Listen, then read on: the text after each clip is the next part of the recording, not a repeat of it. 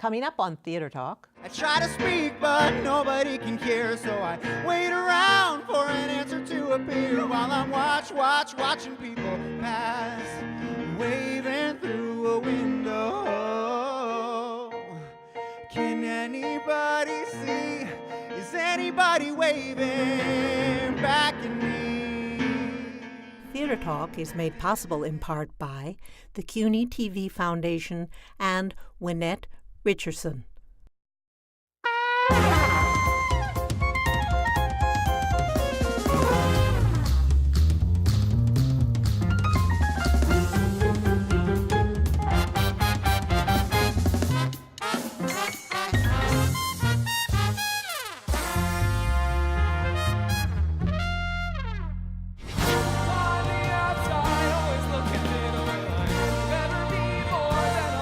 In June of 2017, Dear Evan Hansen won 6 Tony Awards, including the Tony for Best Musical. But even earlier that year, Dear Evan Hansen's creative team were our guests on Theater Talk. Joining us at our piano were composer-lyricists Justin Paul and Benj Pasek, with the show's librettist Steven Levenson. Welcome, gentlemen. Thank you so much for gathering around our Theater Talk piano. Thank you for having us. Thrilled to be here. Thrilled to be here. Would you like a Mai Tai? Yeah, exactly. We ought to begin by talking about what the show is. There's so many ways in which Dear Evan Hansen is unusual, and I think it begins with the kernel of the idea. Stephen, why don't you tell us what that kernel is and where it came from? Dear Evan Hansen is about a high school senior named Evan Hansen, Huh. interestingly enough, Fancy that. who suffers from really debilitating social anxiety. He is someone that feels completely isolated in the world, completely alone, and essentially through a series of misunderstandings and inadvertent accidents, he ends up seeming to have been best friends with a fellow classmate who has killed himself. And through this mistaken identity, he forms a connection with this boy's family, and a sort of strange healing process begins for all involved. So it's autobiographical. Exactly, yes. Well, it is partly autobiographical in one small way. Yes. You want to tell us about that? Well, it was based on, very loosely, an incident that happened in my high school of observing that a kid who I didn't really know very well, and many of my classmates didn't know very well, passed away. And once he passed away, he became everyone's best friend after his death. And people began to use his death as a means of being seen and being heard and being noticed in a way. And I sort of did it too, and I became sort of obsessed with this kid who I didn't really know. But people would also use his death as the subject of their college essays, and in these really sort of messed up ways. And when Justin and I met and we went to college together, we would also talk about this idea, and that this phenomenon wasn't just with this singular kid who had died, but also the way that 9/11 affected our generation, or the way that we glom onto a tragedy that might not necessarily belong to us, but that we want to insert ourselves into a tragedy that we don't own because it's a reason to connect with other people. And your protagonist, so brilliantly played by Ben Platt, is a guy who has very little connection with anybody at the beginning of our show. So it's a study of that as well, adolescent isolation. Yeah, I think human isolation. How did you decide to take this kernel of an idea and build it into, of all things, a Broadway musical? I mean, there are a lot of things you might think you might make out of this, an after-school special, or a serious play with no music. And we always wanted to just try to write a musical of it because that's what we do. So I think we never thought about, is this a good musical or not? It was a story that was compelling to us, and so we thought we wanted to try to write a musical of it. Our producer on the show, Stacey Mindich, came to Benj and I now probably 8 years ago or something, 7 years ago, and sat and said, you know, what's the idea that you guys have always had that you'd like to make a musical of that you think no one would want to do?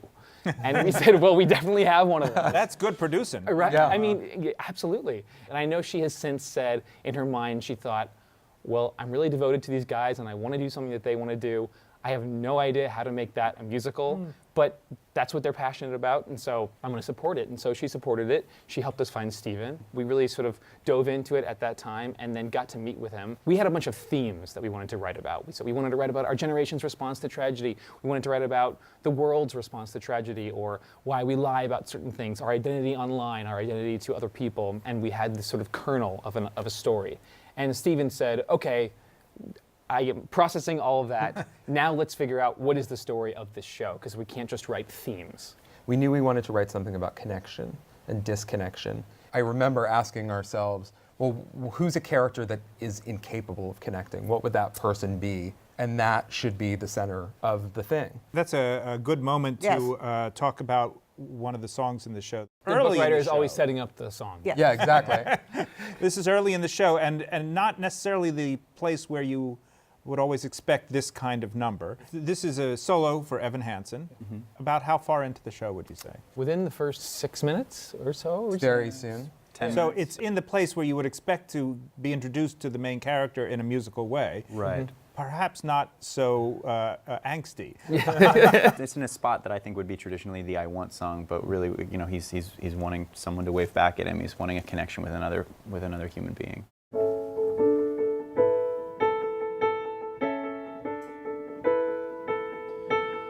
I've learned to slam on the brake before I even turn the key, before I make the mistake, before I lead with the worst of me. Give them no reason to stare, no slipping up if you slip away. So I got nothing to share, no, I got nothing to say. Step out of the sun if you keep getting burned. Step out of the sun because you've learned.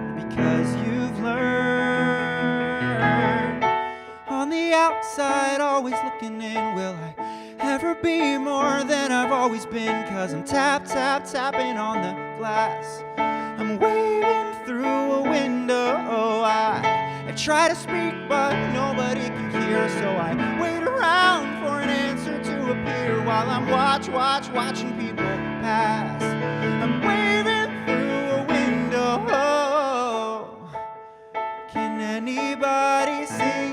Is anybody waving? When you're falling in a forest and there's nobody around, do you ever really crash or even make a sound? When you're falling in a forest and there's nobody around, do you ever really crash or even make a sound? When you're falling in a forest, there's nobody around, do you ever really crash or even make a sound? When you're falling in a forest and there's nobody around, do you ever really crash or even make a sound? Did I even make a sound? Did I even make a sound? It's like I never made a sound. Will I ever make a sound?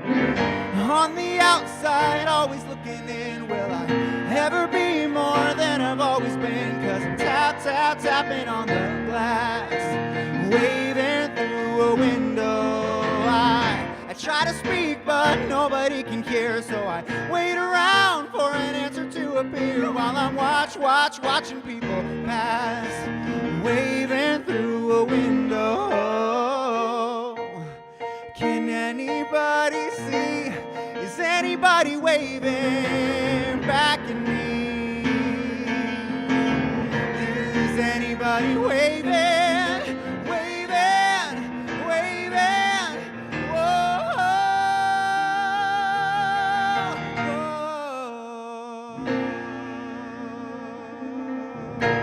Wow. So, Steven. No, I'm interested. You know, you had begun to develop a reputation here in New York as a young playwright. You'd had plays at the Roundabout, The Language of Trees, the the unavoidable. Unavoidable disappearance of Tom Durnan. Too many words. I know. Cut some of those. Yes. So this musical is sort of thrown into your lap. Do something with it. Now, first of all, is it a job that is in any way related to playwriting, or is it a completely different craft? It is very similar to playwriting. It's I've learned, obviously. I mean, I think so much of what happened when we started working on this is that none of us knew any better. Do you know what I mean? I certainly didn't. I didn't realize that an original musical was a particularly difficult thing, because as a playwright, you mostly write original things. So it's like, well, what could be difficult about that? The idea of suicide is like in a new play. That's like, you know, that's run-of-the-mill stuff. It's required. So, in fact. so nothing about it seems particularly daunting. Now, of course, you know, 6 years later, I find that amusing that we felt that way. What's similar about it, of course, is telling a story and finding the world of these characters. What's different to me is the rhythm of it. There's a really specific rhythm to a musical, and if you don't know that when you're writing it, you certainly know that when it's in front of an audience. And you can just feel, you realize that your job as the book writer really is to move us from one musical moment to the next in a lot of ways. It reminded me a lot more of writing for television, actually, which is a lot more. Where you're building toward what? Where you're building. Commercials? You can just feel the clock in your head as you're writing a scene. That, like, in a play, plays to me are so much about the breathing room of people in a room talking. There's a luxuriousness about that.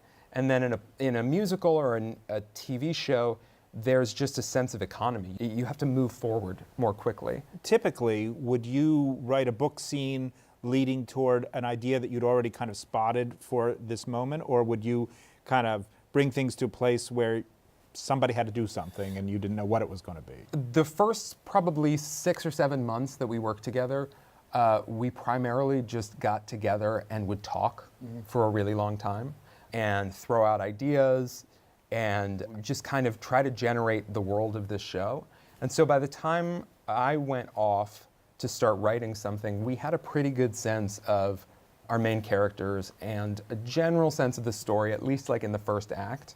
So then I went off and I wrote a lot of the first act like a play, and then where we had talked about songs, which we had already in the story, we had identified, and Benj and Justin had identified, this feels like this could be a song idea. So I would try to write toward those. Or sometimes in the writing I would discover, oh, this feels like a heightened moment, this could be a song. So the draft of that act that we worked from was kind of a mess of certain scenes that felt like they were in a play, certain scenes that were half written, some really long monologues that could become a song. And Benj and Justin are really good at picking out the kernel of the idea. And so, of course, a lot of what I thought would be a song wasn't a song, and a lot of what we had originally conceived of as songs didn't fit. I was going to ask if you found that some of the kernels weren't actually going to grow. I mean, Oh, yes. how many songs do you suppose you wrote over the course of the process? I'd say there's probably a cut song for every moment. moment. Yeah, so there's another musical. Exists. We'll be seeing that in 30 years at BAM. It's very similar, though. But I think when you guys ask like what made this a musical itself, I think that a big thing had to do a big moment that shifted for us in discussing it was when it became we were sort of making fun of people who were grieving online, or really looking at it from a very cynical perspective. Parody in a way. Why do people do this? You know, and sort of wagging our finger at these people. There was a whole song of people, like, to think so differently. We had an opening number that was all these sort of ridiculous, over-the-top online posts. Can you remember any of that? Oh, yeah. You want to play a little bit? I don't know about all that. That's maybe. What's one line? It's kept in the box. Well, Just like, it was bragging about like your Facebook posts and how great your lives are. But I think that a big turning point for it was, instead of looking at making fun of why people do this, really trying to empathize with what in a person feels broken enough that they need to join this online movement, or that they need to insert themselves in a tragedy, not judge them for doing it, but say, what about us as a culture? Why are we all so isolated and so alone that we feel the need to be a part of this thing? As we started to write songs, we realized we didn't want to write like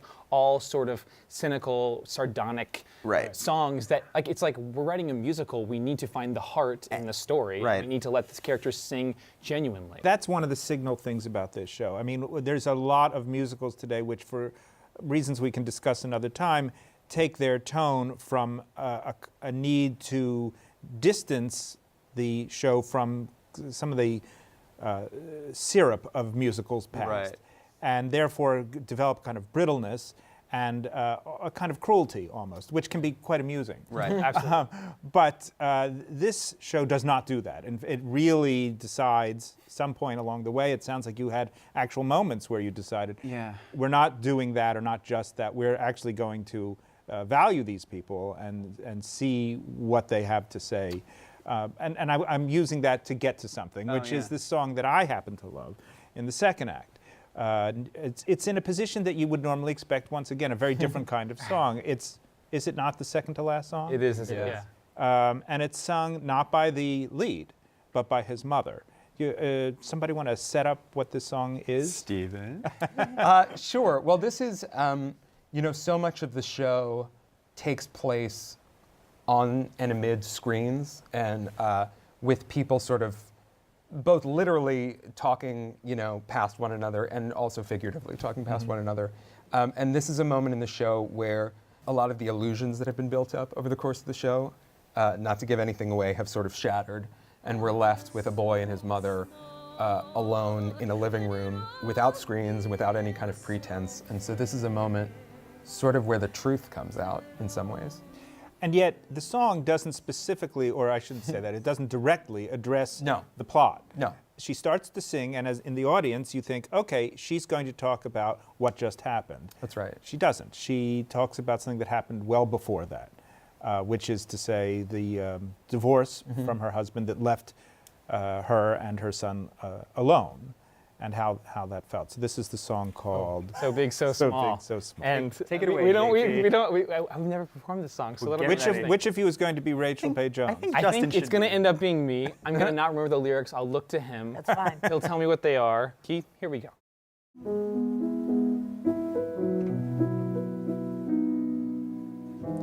It was a February day when your dad came by before going away.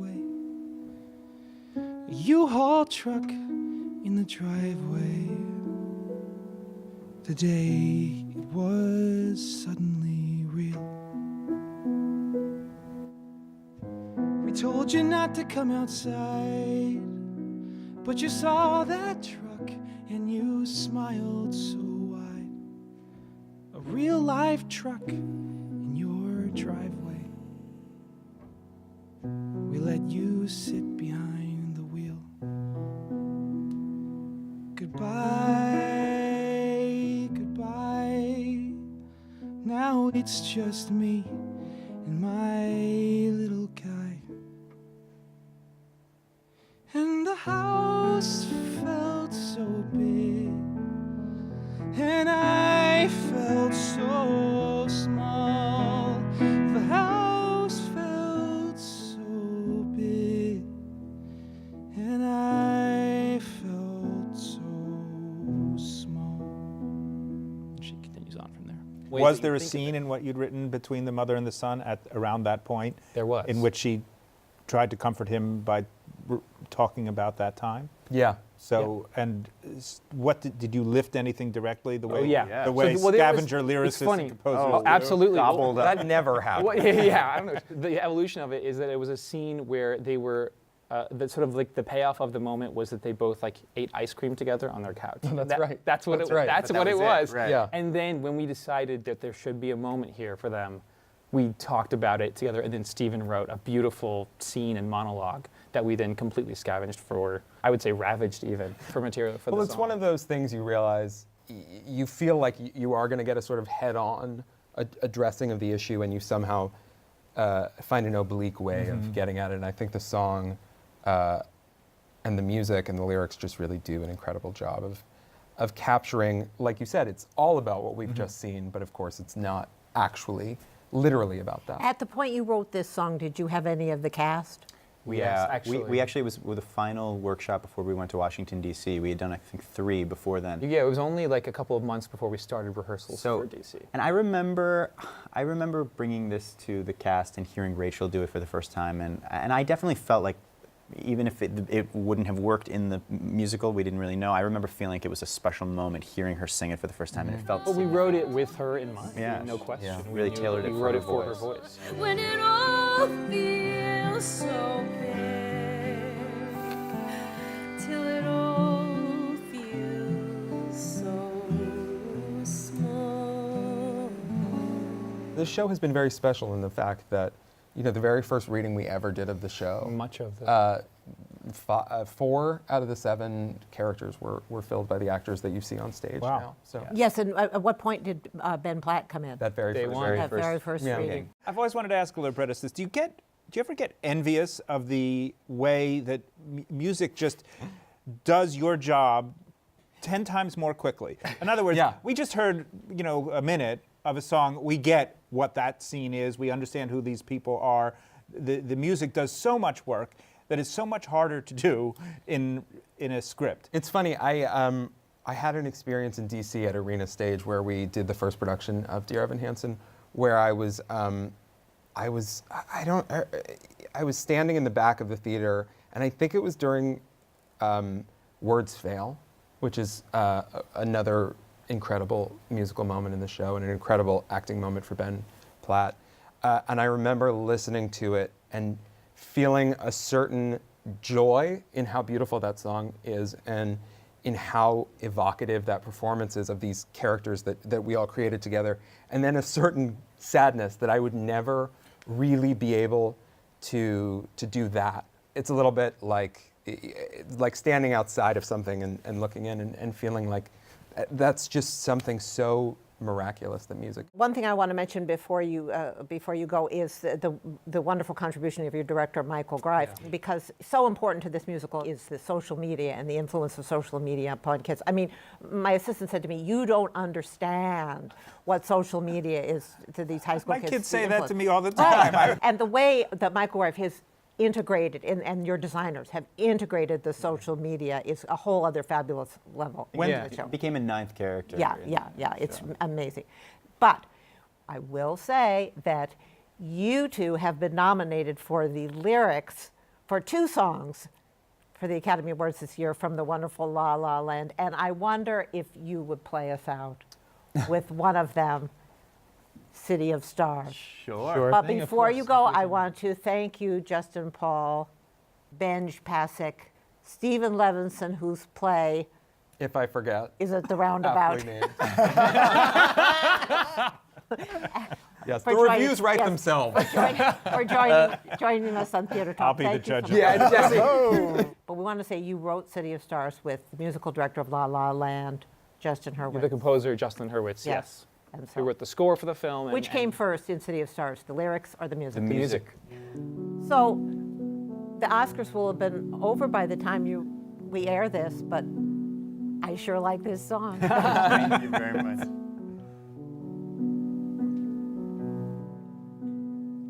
The city of stars, are you shining just for me? City of stars, there's so much that I can't see.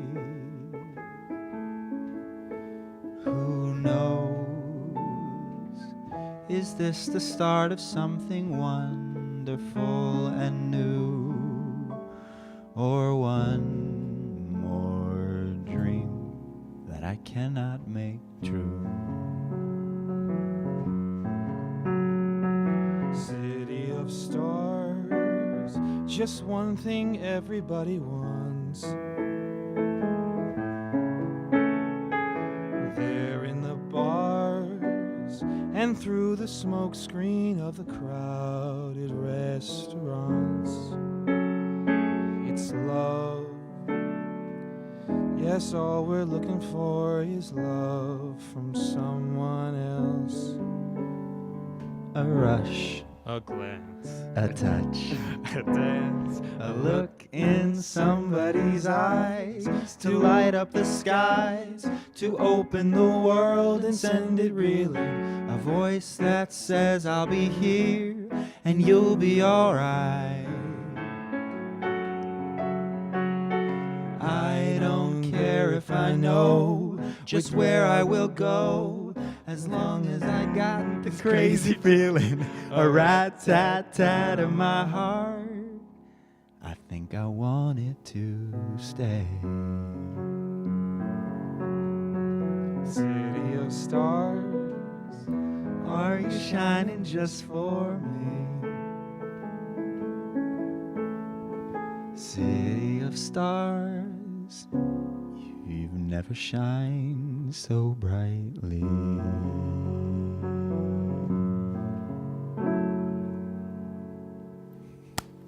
We messed that up. or something like that. Terrible. Thank We've never performed that song. Never. We don't. Wow. Yeah.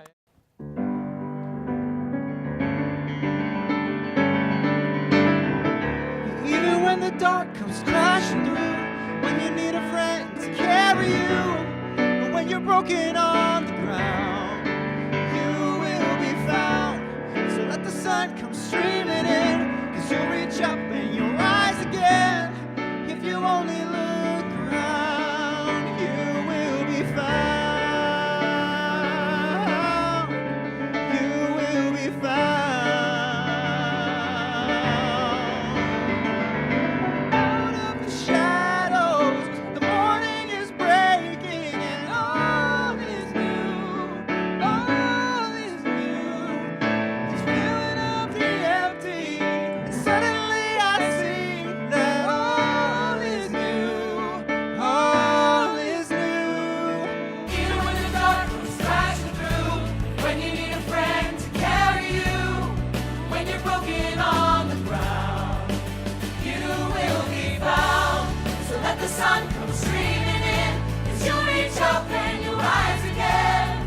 If you only look around, you will be found. You will be found.